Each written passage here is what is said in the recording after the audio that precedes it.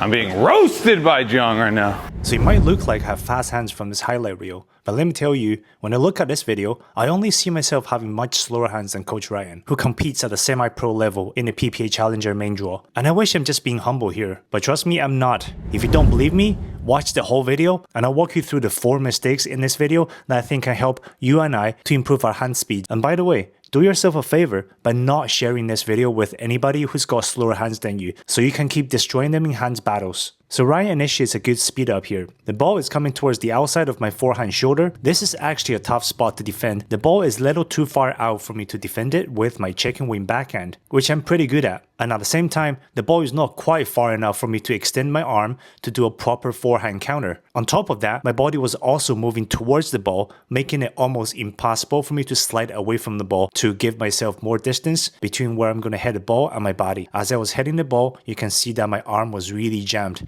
My elbow is tucked way in against my body. I just didn't feel very comfortable as I hit this shot. But with the luck that I had, I actually got my paddle on the ball and managed to hit the ball down at Ryan. And here is the first major problem. As soon as I finished that first counter, I should have realized that the next ball from Ryan was going to be high because I was able to hit my counter down at him. His contact point had to be below the net, but mentally, I had no preparation for where the next ball was likely going to come back. And the second problem that makes my hand slow here, as soon as I finished my first counter, instead of resetting my paddle immediately to be out in front of my body, roughly at my chest height, look how I just let my paddle hang all the way down below my waist. It's highly unlikely that the next ball from Ryan would be anywhere close to where my paddle was, unless he hits a slow and soft reset ball. Now part of this was again because I didn't have the anticipation, but more importantly, I physically didn't have enough time to reload my paddle even if I wanted to, because my first swing was too hard and way too big. I was trying to go for a winner on my first counter. Remember, the harder, the bigger your swing, not only it takes you longer to hit the ball, but also it makes your paddle recovery slower and more difficult for that next shot. So you can see here, Ryan's next counter did come over the net high, back to exactly the same spot as I had the previous shot. Now watch how my second swing was even bigger than my first one, because I had to bring my paddle from my thigh all the way up to my shoulder to hit that next ball. And this naturally creates a very big swing. And I had to accelerate my paddle quickly so I can get my paddle there in time to hit the ball. On top of that, look how much movement I had with my upper body and my legs.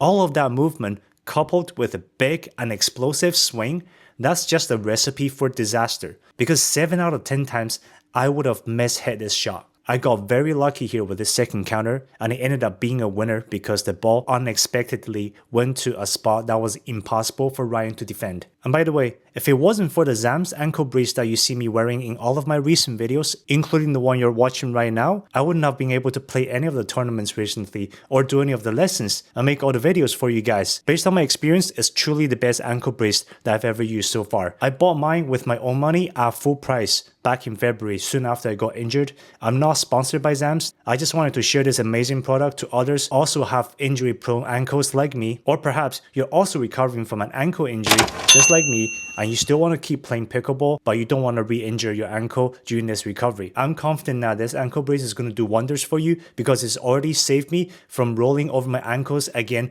quite a few times in the last few months, which would have made my ankle situation a lot worse than it already is. I'll have my link and a 15% discount code down below in the description of this video. Now, I'm going to ask you to go all the way back to the start of this video. I'm going to ask you to watch it again at half the speed.